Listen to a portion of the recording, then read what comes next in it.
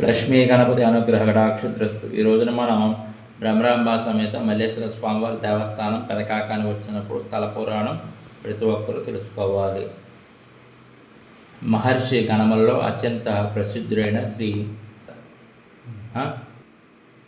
భరద్వాజ మహర్షి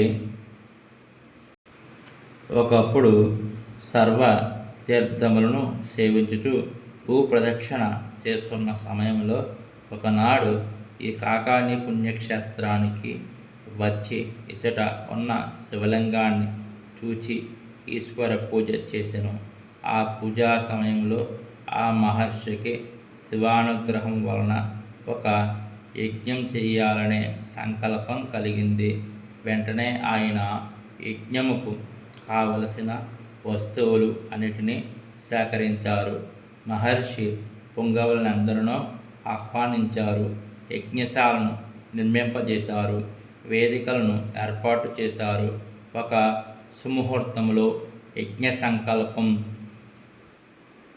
చేసి సర్వాలంకృతమైన యజ్ఞశాలలో యజ్ఞమును ప్రారంభించి అగ్ని ప్రజ్వలనం చేసి దేవతలకు ఆజ్యాహుతులను ఇస్తున్న సమయంలో అక్కడికి ఒక కాకి వచ్చింది. దేవతలకు సమర్పిస్తున్న ఆహుతులను తాను తినడం మొదలుపెట్టింది. యజ్ఞం అపవిత్రమైపోతుందన్న వేదనతో భరద్వాజ మహర్షి ఆ కాకిని వారింపబోయాడు.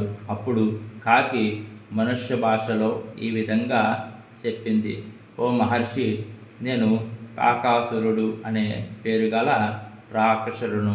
సకల జగత్తు సృష్టికర్త అయిన బ్రహ్మదేవుని గురించి మహాతపస్సు చేసి ఆయన్ను మెప్పించి ఒక వరాన్ని పొందాను. దాని వలన దేవతలకు ఇచ్చేటువంటి హవిద్భాగాలన్నింటినీ నేను భక్షించవచ్చు. బ్రహ్మదేవుని వరం పొందిన హవిస్సులను తింటున్న నన్ను ఎందుకు వారిస్తావు? నువ్వు తలపెట్టిన యజ్ఞాన్ని సక్రమంగా పూర్తి చేసుకోవాలనుకుంటే నేను చెప్పినట్లుగా చెయ్యాలి. పంచామృతాలతోనూ కృష్ణా గంగా జలాలతోనూ నవరత్న సువర్ణోదకాలతోనూ పవమాన ఆయుష్మర్శన సూక్తములను చదువుతూ నన్ను అభిషేకించుము. నాకు పూర్వకాలంలో ఒక మహర్షి ఇచ్చిన శాపము మీ అభిషేకోదక జల ప్రభావంతో తొలగిపోతుంది. నాకు మోక్షము కలుగుతుంది. మీ యజ్ఞం సుపన్నమవుతుంది అని ఆ కాకి చెప్పిన విధంగానే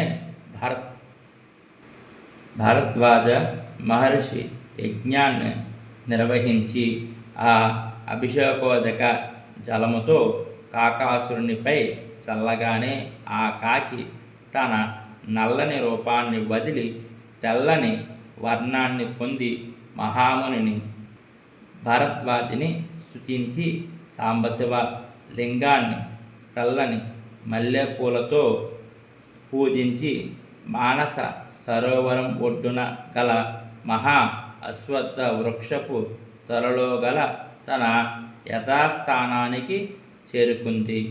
మల్లికా పుష్పాలతో పూజించినందువలన ఇక్కడ ఈశ్వరునికి మల్లేశ్వర స్వామి అనే పేరు స్థిరపడింది.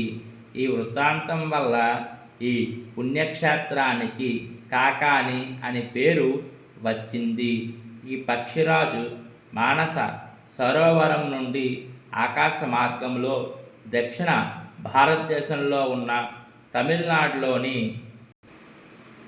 చెంగల్వపట్టు వద్ద గల పక్షితీర్థానికి వెళ్ళి అక్కడ నున్న సర్వేశ్వరుని సేవించి అక్కడి వైభవాన్ని దర్శించి బలాన్ని స్వీకరించి తిరిగిపోతూ ఉంటుంది.